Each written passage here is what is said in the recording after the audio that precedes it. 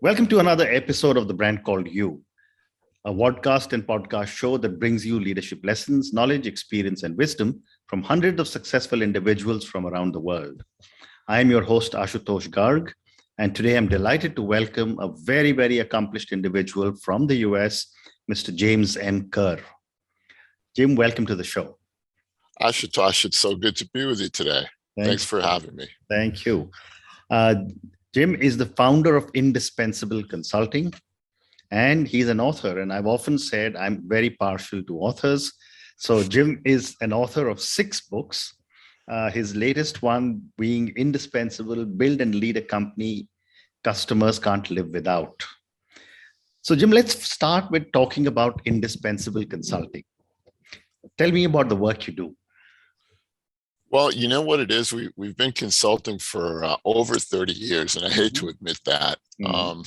We do strategy work, we do vision work, we do culture work. We're focused on helping senior leadership teams make the changes that they want to make in their organizations. And I do a fair amount of coaching too, so that's the fun part. Terrific. And I can see your book just behind me, and I love your bar, which in front of which you're sitting. But tell me, what we'll need to have a drink one day. We must. I should be in New York in summer, so certainly look forward to that. Excellent. But, Jim, tell me, what was the thinking behind the name Indispensable? Well, you know what? The reality of it all is the indispensable means it's something you can't live without. And we changed the name to Indispensable Consulting when I thought about writing a book about indispensability. And we just thought, why not make that sort of brand connection? But it really is a great word to kind of brand around, because every business that you work with wants to be that business that their customers can't live without. So that's what the book's about. That's what my consulting practice is about. So it just made sense to tie the two together. Fascinating.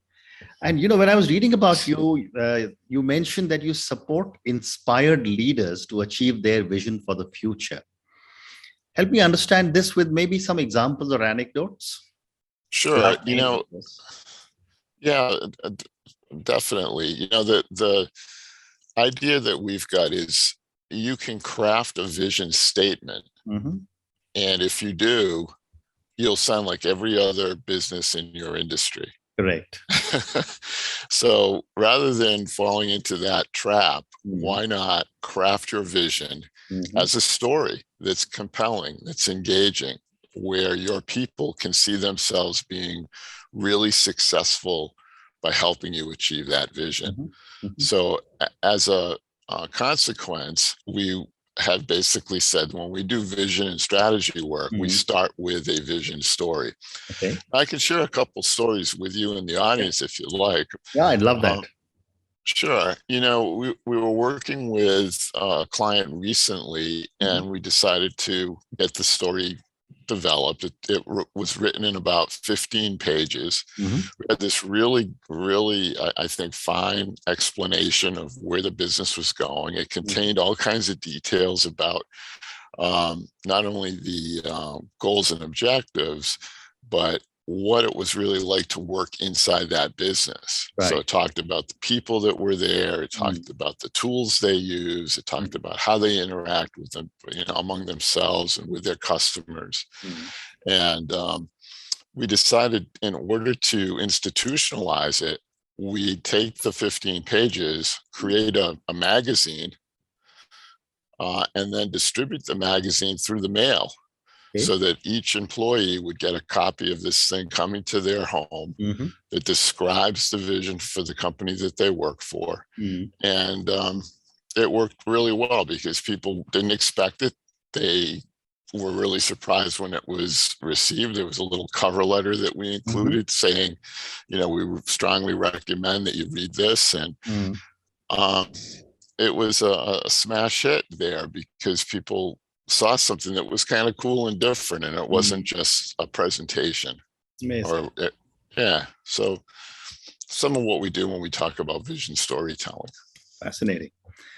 And you also talk about the multifaceted change initiatives that you have worked on, centered on strategic plans, culture, redesign, and organizational effectiveness.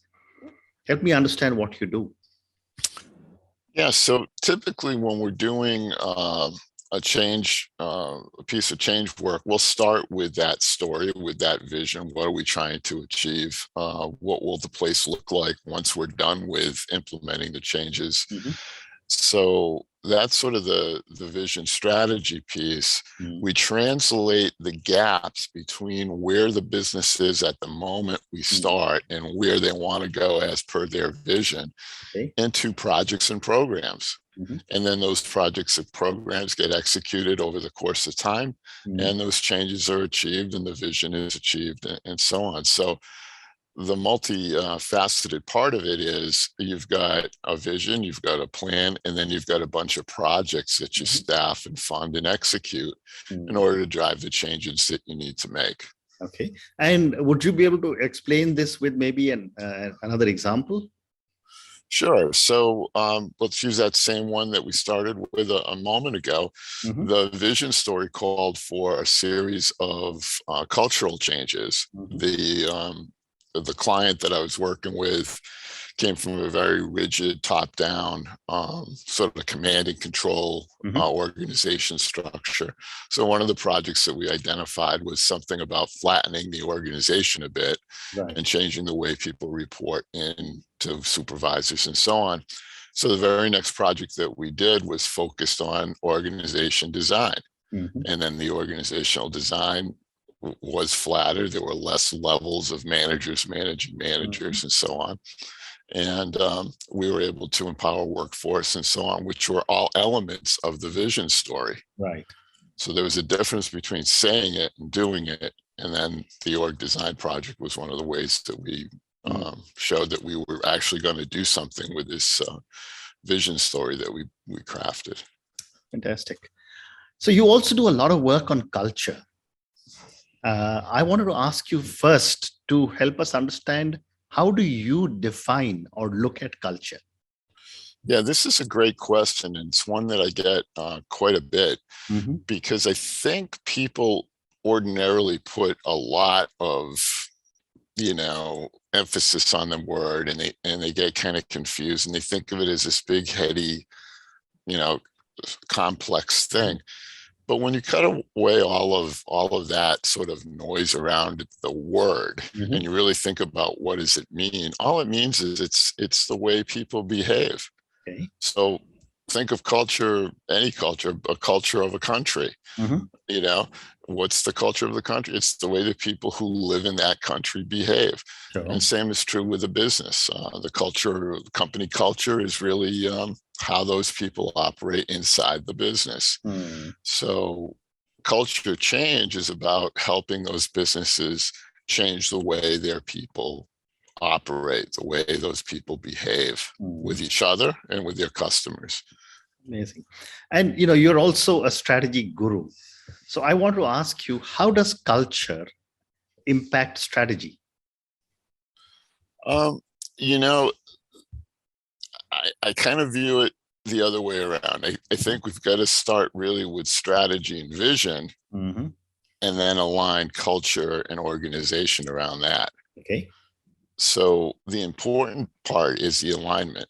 If your strategy is to go out and, let's say, grow your business through impeccable service delivery, well, you've got to make sure you've got a culture and an organizational design that lets your people deliver that impeccable customer service. Right.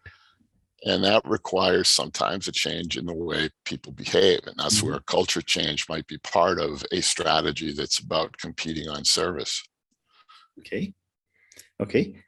So my next question, again, on culture, is that, when you look at very large corporations, they have, over the years, established a strong culture. And I love the definition you gave. It's the way people behave. How do these large companies continue to transfer that strong culture to new recruits or new members of their team? Sure. You know what? And it's true even at a country level, right? It's the same things. Culture gets passed down from generation to generation through the stories we tell, through the way we operate, through the decisions we make, to the places where we place value, and so on. So sure, they get passed down by to new recruits by the people that have worked within those cultures for a while. And you can change it by engaging people in the conversation around, what are we trying to achieve as a business? How do we want, excuse me, how do we want our business to operate? How do we want to act with each other? How do we want to treat our customers and other stakeholders? And you start sort of getting that input, and then you see there are opportunities for improvement, there are opportunities to change. And that's what you really want to capture in a culture change initiative, is other people's ideas about what's necessary in order to help the business get where it wants to go. Very interesting. And a question that I'm often asked is that in today's world of startups, with almost every country encouraging more and more startups, how does a startup founder or a startup entrepreneur build a strong culture in their own company? Well, again, I would offer that startup team needs to be thinking very deliberately about what kind of culture they want to create. Because when they're starting out, it's going to default if you don't do it deliberately. Meaning that that startup team of people, however they operate, whatever values they place where, is going to determine what the culture will be for anybody that they bring in to support them. If you're deliberate, you can create that team-based culture, that high performance culture, etc. But I do believe it's something that you've got to do with your eyes wide open and with a very clear vision for how you want your culture to actually operate. So, I was approached by a startup entrepreneur once and said that, I want to build a strong culture. And I asked him a question. I said, I'm working on the assumption that everything that you want to implement in your company as a part of your culture applies to you as well. And he says, no, it doesn't. I mean, I'm the founder. I'd love to get your perspective on that. Yeah, it's not something that those people over there do. We're all, as leaders, we're all part of that culture, and we are models that people are watching all the time. And I often counsel my clients, particularly the top leadership teams that I work with, to realize that it's not what you say, it's what you do. So if you say that, you want to have a lot of strong communication up and down the line, top to bottom in your organization, yet every time you're in the office, the door is shut, or there's an executive assistant that's the gatekeeper, so nobody can go and talk with you except going through them, then you're actually not living what you're saying. And people will realize, gee, communication is not that important, because look, the door's closed. Right. Or I tried to get an appointment and I can't see the person for 3 months. So that kind of a thing is really important to recognize as a top leader. People are watching what you're doing. They're watching your feet. They're watching your feet. They're not listening so much to the words, because words are kind of inexpensive and don't necessarily mean much unless they're followed up by action that can be observed. Right. Well said. So, I'm going to ask a few questions to you about coaching, because you said you are a coach as well. Tell me about what is your approach to coaching? Well, it starts out sort of baselining with the person. Where are they today on their journey as a leader? And I ask them a bunch of questions about things that they are doing, things they think they do well. We have some assessments that we have them do to help get a clearer picture of what's important to the individual. And then we do a 360 with some of the colleagues that that person works with. Mm-hmm. And we try to get a good cross cut. We want to see what it's like to work for this person, with this person, and have this person work for us. And what's astounding is sometimes that self-reflection is not what we're seeing when we talk to the people that they work with. Correct. I have a woman that I'm working with right now that, you know, believes that she's well respected by her team and that her boss loves her and all that. But when we dug a little deeper, what we saw was this was a person that sort of kissed up, but kicked down. Wow. So the boss did like her because she was always very positive and yes, and agreeable and all that. But her people really didn't like working for her because they felt like they weren't treated well and with much respect. So then that became a theme that we centered the coaching around, to be able to help her kind of really gain the patience that she needed to listen a little more to her people, to help develop them a little bit more, and build a team that she really wants to have, to be the leader of. Okay. And I've got time for one more question on coaching before I move to your book. Okay. This is the world of the millennials and the Gen Zs. We're beginning to see leaders coming up at mid-level, senior levels. I have two related questions for you. One is, how are organizations preparing to receive a very, very different generation of thinkers and leaders from the millennials and Gen Zs? And what kind of coaching should be provided to them? Yeah, you know, I would offer this. I think that every generation has great strengths and opportunities to really shape the future of the places where they interact, whether that's, you know, in a business or in their homes and communities, in society in general, right?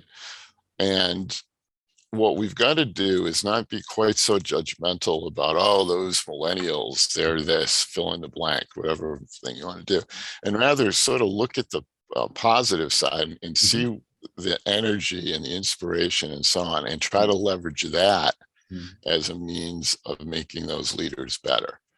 And I do work with a fair amount of what's known as high potentials, right? These are people that have maybe some lower level supervisory responsibilities, or they may even be in middle management somewhere. But somebody sort of above them, if you will, has identified them as someone with the potential to one day be in the C-suite. And they ask me to work with these people to help develop them so that when those opportunities arise, they'll be ready to step in.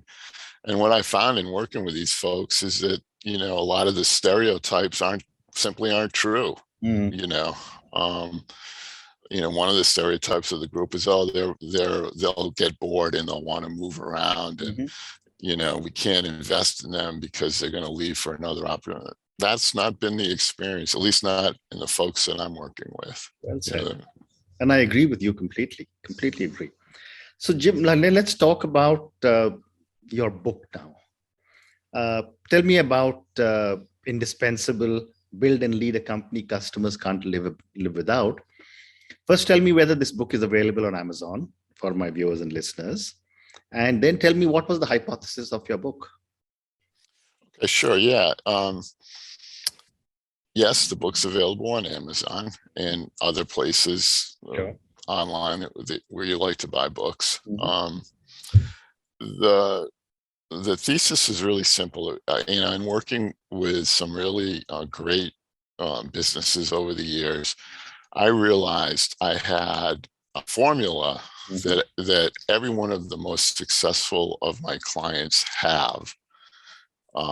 And I felt like, gee, maybe that formula is the difference. That's the difference between a business that's good and a business that's incredible, that's actually indispensable. Right. And that became the thesis of the book. And it's you know, it includes things around leadership and vision, people management, and how to attract and retain great talent. Gets into culture, It gets into change management and how you want to be able to do those things in a very consistent way, and be, again, deliberate. There's that word again, but be deliberate in the way that you drive change and so on. So it was those elements that sort of made up the premise of the book. And then I fortified it with over 50 examples from industry, many of them coming from my own practice, that shows how businesses embraced these concepts and actually went about the work of instituting them within their operations. And when did you release this book? Yeah, it's a great question. The book came out in February of this year, so it's sort of fresh off the presses, if you will. It was well received. It moved up to the Amazon hot list when it was released. So very proud of that. And congratulations. Yeah, it's been a good ride with this book. This is book number 6 for me. Yeah, I'm actually in the middle of writing book number 7, and this one will be focused on coaching. Oh, wonderful. So I've got time for one more question, and I want to understand from you about your earlier 5 books. Tell me about what the top subjects were. The first couple of books were on technology. So I wrote one book. My very first book was called The IRM Imperative. And I won't bore you with all 5 of the previous books, but that first one was important in that it identified the strength that a book can have in shaping someone's career, because it came out early. I wasn't even 30 yet.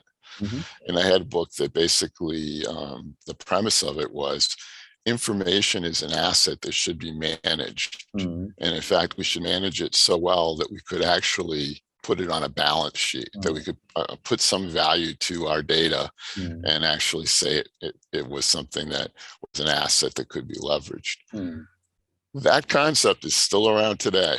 And now we've got all kinds of technologies and so on, big data and data warehousing and data analytics and digitalization and all that stuff. But that was a concept that I helped to sort of develop, and I got really good response back when that book came out, and it launched my consulting, because I had so many phone calls about how do we do this? What can we do? I realized I could actually start a consulting firm helping businesses do a better job in their data strategies. And that's how my business started way back. Fabulous. So I've got time for one more question. And given the fact that you are a strategy guru, you consult, you speak about culture, you are a coach, you are an author. For all the young viewers and listeners, what would your advice be to a young individual starting off on their career in the corporate world? I would say learn about and embrace an abundance mindset. There's plenty for everyone. Correct. Don't operate from this place of scarcity where you've got to, keep your secrets and hide your stuff and keep it close. No, share it. Share what you know. Help people along the way. What you'll find when you think about the world as being about abundance is you'll realize that all the things that you want for your own life come to you. So that would be my advice to a younger person. I love your comment on work from a position of abundance rather than scarcity. I think that's an amazing piece of advice you've given. But on that note, Jim, thank you so much. It's been such a privilege speaking to you. Thank you for talking to me about consulting, about indispensable consulting. Thank you for talking to me about culture, about coaching, and most importantly, telling us so much more about your book. Thank you again, and good luck. Thank you, Ashutosh. The pleasure was all mine. I really appreciate it. Thank you. Thank you. Thank you for listening to the Brand Called You videocast and podcast, a platform that brings you knowledge, experience, and wisdom of hundreds of successful individuals from around the world. Do visit our website, www.tbcy.in, to watch and listen to the stories of many more individuals. You can also follow us on YouTube, Facebook, Instagram, and Twitter. Just search for the Brand Called You.